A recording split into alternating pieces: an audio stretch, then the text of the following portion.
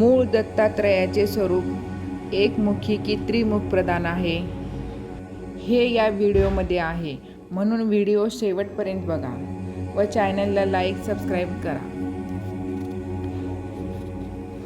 ब्रह्मा, विष्णू, महेश या तीन देवांचा अवतार दत्तात्रयाच्या रूपाने असल्याने त्यांना तीन तोंडे असल्याचे प्रसिद्धच आहे. दत्तात्रय हे मूळचे एकमुखीच असून नंतरच्या विकासात त्यांच्या त्रिमूर्तीचा प्रचार झाला. हे जरी खरे असले तरी मूर्तीची कल्पनाही थोडी नंतरची असली तरी सत्व, रज, तम, उत्पत्ती, स्थिती, लय, जागृती, स्वप्न, सुषुप्ती अशा तिन्हींच्या वर्णांची परंपरा फार प्राचीन काळापासून आली आहे. पुराण काळापासून रूढ झालेली ही त्रिमूर्तीची कल्पना पुढे संस्कृत महाकाव्यातही चांगलीच रुजलेली दिसते. कालिदासाने त्रिमूर्तीची कल्पना दत्तदैवत असल्याने स्पष्टपणे मांडले आहे. भगवान श्री दत्तात्रयाच्या मूर्ती स्वरूपाचा विचार करताना प्रथमच हे लक्षात येते की दत्तात्रयाचे म्हणून तीन मुखांची प्राचीन काळात दिसून येत नाही. दत्त हा दैवतांचा ब्रह्मा, विष्णू, महेश अशा तीन देवांचाच व तत्वांचा समावेश असला आणि आज 3 शिरे 6 हात असेच रूप लोकमानसात रुजलेले असले तरी प्राचीन काळात दत्ताच्या त्रिशीर मूर्तीचा फारसा आढळ होत नाही.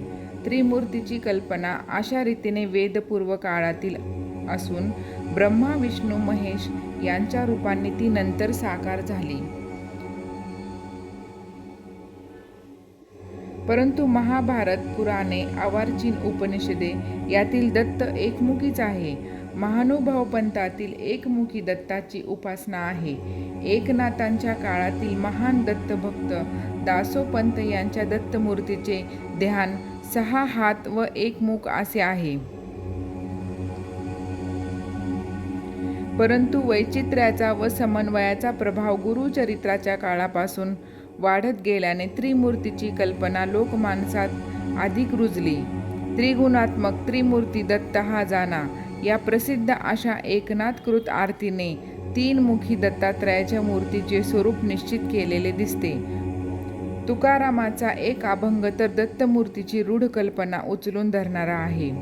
3 शिरे 6 हात तया माझा दंडवत, काखे झोळी पुढे श्वान नित्य जान्हवीचे स्नान, माथा शोभे जटाभार अंगी विभूती सुंदर, शंख चक्र गदा हाती पायी खडावा गर्जती, तुका म्हणे दिगंबर तया माझा नमस्कार.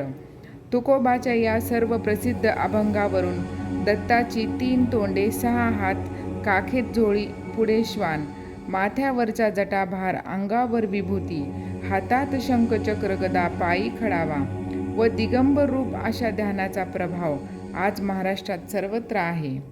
ब्रह्मा, विष्णू, महेश यांचा समावेश करणारी 3 मुखे, 6 हात, खालच्या 2 हातात माला व कमंडलू, मधल्या 2 हातात डमरू व त्रिशूळ, वरच्या 2 हातात शंख आणि चक्र अशा रूपांचे वर्णन केलेले आहे.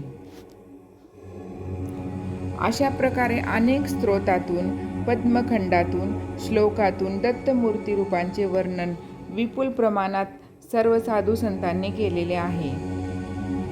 विष्णूचा दत्तात्रय नावाचा हा अवतार क्षमेने युक्त असून वेदांनी प्रतिष्ठा प्राप्त करून देणारा यज्ञसंस्थेचे पुनरुज्जीवन केलेले आहे.